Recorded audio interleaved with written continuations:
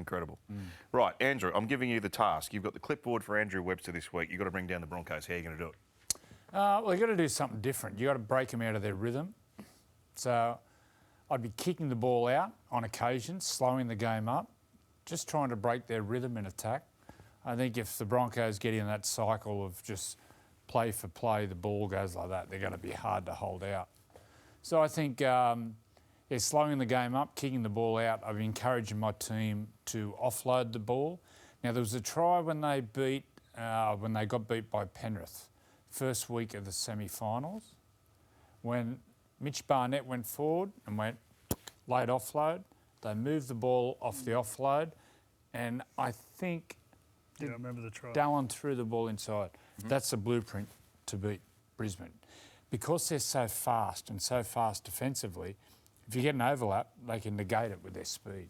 So you've got to do something different. Offloading the ball, getting out of dummy half, kick the ball out, slow the game up, speed it up, break their rhythm. I think you need to kick to compete. I think their back three have still got errors. I think Cobbo has, I think Reece Walsh has, and who's the other winger? Jesse Arthurs. Jesse Arthurs. I think you need to get errors out of Brisbane and try to get them under pressure. I think Sean Johnson, the way they play, and Tohu Harris, and not just Sean Johnson, but I think there's points in the Warriors. If they get down there, I think they can strip you for numbers somewhere. I think you need to try to extract errors out of them, and I'd do that with kicking to compete. I'd sacrifice metres to kick so your chasers are getting there as it's dropping. It's going to be some game. This will be the game of the weekend. Yeah, I think As so. Freddie, it'll be high scoring. I think the other game will be a low scoring game. Penrith v Storm. This one will be a cracker. It'd be interesting, like, I think Penrith and Brisbane are both capable. If the others lose contact, the score could get away at the end. But I feel like all clubs are in a good position to fight, go hard for 50-odd minutes. We're seeing a real advantage with home grounds in the finals.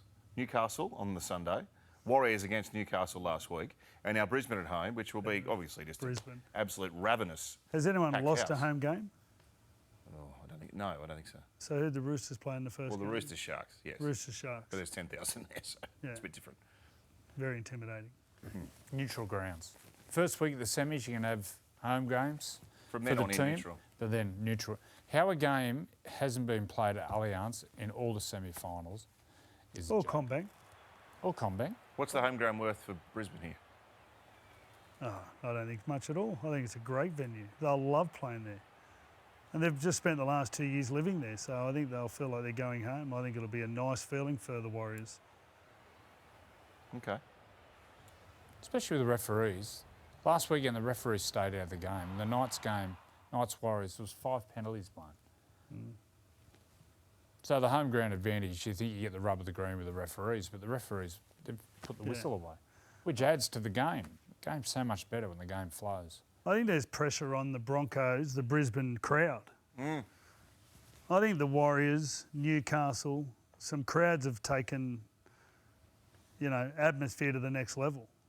And there was people sitting, talking to some of the people that went to the Brisbane-Melbourne game, and then they said the Newcastle game, and then you spoke about the Warriors game. Great atmosphere. Just gone to another level of just, getting into it. So I think I'd love to see Brisbane just go off like... When I say neutral grounds, I don't mean... I think there's got to be semi-finals played in Brisbane. Mate, Suncorp, Allianz and Combank, they should be using them grounds. They are great stadiums. If the Broncos weren't there, you wouldn't play it at Suncorp. No. But if there's a Queensland team, they should be there. Any Queensland team, team. definitely. Yeah. Absolutely. Yeah. With the inexperienced thing, a lot of people were wondering in week 1 of the finals when they come up against Melbourne whether Brisbane's inexperience in final situations might be a factor. Well, actually, it was the opposite, wasn't it? They were really fearless. Do you expect them to take the same approach? Yes. Yep, they're fearless. They did make some errors in that, though. It's just Melbourne weren't, at the time, good enough to capitalise. So... You made a statement a couple of weeks back saying they're just about the fastest team you've ever seen. I don't think I've seen a team as exciting and athletic. Athletic's most probably the word. Yeah. Powerful and athletic. I don't think I've ever seen a team to match them. They're a big side, aren't they? Even the centres. All The of two them. centres are monsters. All of them. Big, powerful, fit. fast, athletic, Well, you look at Ezra. strong, hungry, young. How Mate, big's Ezra? But look how he's balanced my he is height, when he about tackles. 6'3". Big Jaminda? No, I would have. Geez, he's a good defender, Ezra. He's When he, big. when, he, He's- when he spots him, He cracks them. he's good. With the finals around the corner, NRL on 9 has you covered.